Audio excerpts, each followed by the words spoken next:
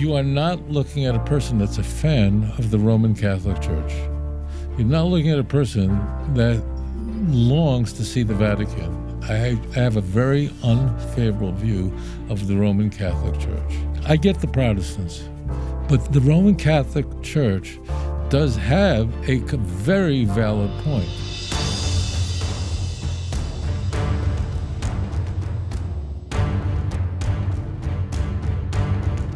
Okay, Oliver, you're live on the air. Go right ahead with your question, sir. Thank you. Alrighty. My question is, I grew up Pentecostal, and I was always told that, Catholicism was demonic, and they were wrong. But what kind of always bothered me was that a lot of the foundation of the writings and everything we got was from that. So how can something that was wrong, that before us, how can I believe what I have now? And I guess the second part is, I asked the question to my dad, and he got really upset, but I asked him, if the Spirit's supposed to lead us into all truth, then why are there so many different Christian denominations? Brilliant, just brilliant, brilliant. Brilliant, brilliant, brilliant, genius, brilliant, brilliant, brilliant. I waited a year for you to ask such a question. Brilliant, absolutely brilliant question. Genius, genius, genius. You are not looking at a person that's a fan of the Roman Catholic Church. You're not looking at a person that longs to see the Vatican. I have a very unfavorable view of the Roman Catholic Church. The institution is the implacable enemy of the Jewish people. It's Edom. Now, I know many Roman Catholics who are wonderful people, really wonderful people. Just fine people who I know, Roman Catholics who are very pro-Jewish. I just can't say enough nice things about them. So I get the Protestants, but the Roman Catholic Church does have a very valid point. So the difference essentially between the Roman Catholic Church and every Protestant denomination, there are thousands of them, as you rightfully pointed out, could boil it all down to ecclesiastical authority. That's the key point. Ecclesiastical authority means that the Bishop of Rome is the leader of the church, and in fact, if a pope makes a proclamation ex cathedra, means from the seat of Peter, the putative throne of Peter, so it's completely binding. Okay, so all Protestants reject the authority of the Pope, and essentially the hallmark of most Protestant denominations, with the Anglicans the Anglican Church is the third largest Christian denomination, so they're ritually closer to Roman Catholicism than any other Protestant denomination. But essentially, especially you're an American, so Protestantism is sold on one of the core tenets of the Protestant movement is Sola Scriptura, which means Scripture alone. That means that if you want to know what truth is and upon which truth can you devise a doctrine, theology, what you believe, what you confess, on the Bible sola, the Bible alone, only the Bible, 2 Timothy 3:16, Scripture alone.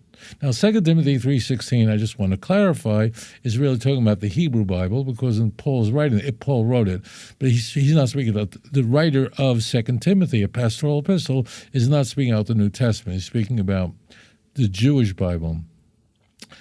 You honed in on a point, and it's a point that Protestants really cannot answer. It's a point that a Protestant apologist, I retract that. It's a point that a Catholic apologist can make that a Protestant cannot respond to. And that is, you're saying that the Scripture alone is what we can use, meaning the New Testament, for doctrine and nothing outside of it. Because the key point is the Catholic Church believes in all sorts of traditions that come from Rome. And the Protestants reject all that stuff. So a Catholic apologist will rightfully ask the question, how do you know what the New Testament, what the Christian canon is composed of? What is your source? And the Protestants have no answer to this. They have none. So all the Catholics listening, if you want to show Protestants why they're wrong, I'm going to edify this a little bit. The Catholic argument against Sola Scriptura, their chief argument will always be, who said that these four Gospels are the Gospels? There are many other, the Gospel of Peter, and many other Gospels out there. Why these? Why not the Gospel of Thomas? And why are only these? There are many, the Acts of Paul, there's so many other books that were rejected. The letter of Barnabas, the Epistle of Barnabas, very early. The Proto-Gospel of James, very popular book, early 2nd century, but the church rejected it. Who, if you ask a Protestant Christian, upon whom do you rely that these books are the New Testament upon which you can derive, discern, and confess all your doctrine? Who said those 27 books are? Moreover, we know that this is all controversy. There were many church fathers that reject the notion that the book of Hebrews belongs in the New Testament, which means that they do not believe that Paul is the author of the Epistle to the Hebrews. Clear. The shepherd appears in the Codex Sinaiticus, or the people who thought it ought to be in. Believe me, it's all over the place. The first time in history, that we have a clear list of these 27 books make up the canon of the New Testament is 4th century. Athanasius, the year 367. In his Christmas letter, he outlines which 27 are in, and therefore conveying what isn't. Anything outside of that is not. That was very critical. Now, the Christians still argue over this. Believe me, the from North Africa, the Ethiopian church, they all have all kinds of other books. So this is not a settled issue. But it is true, it is absolutely true, this point that Catholics make is bulletproof, because the Protestant will have to say that we rely on an apostolic tradition. They'll use some sort of lingo like that. What do you mean? So it means you're relying on tradition. That means the whole source that the New Testament, these 27 books, are the Scripture, is you're relying on the tradition of the Roman Catholic Church. So it's all, so a real thinking Protestant scholar would have to concede this and say, look, it's true that there were some traditions that we accept like these, and we see that the early patristic fathers, the ante-Nicene church fathers, held that these books, they do quote it, but they quote other books that they don't consider inside the canon. So we rely on this, but not the rest of it. See, what Protestants really should say is, look, there were some traditions that we accepted that are not in the canon. Nowhere in Matthew, Mark, Luke, or John does it tell us what the canon is. There are some early traditions. It was really Irenaeus, the Bishop of Lyon, modern-day France, in about 180, that said Matthew is Matthew, Luke is Luke, Mark, and John. And those books were known before Irenaeus. It's just they weren't called, these inscriptions were not yet assigned. Irenaeus, that's so late. That's late 2nd century.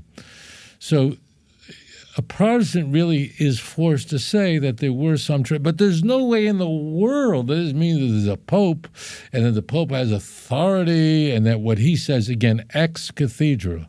There are many other pronouncements of the pope that are not ex cathedra, that are not binding, but ex cathedra. Example, 1950, Pope Pius XII, Yamach Shemai.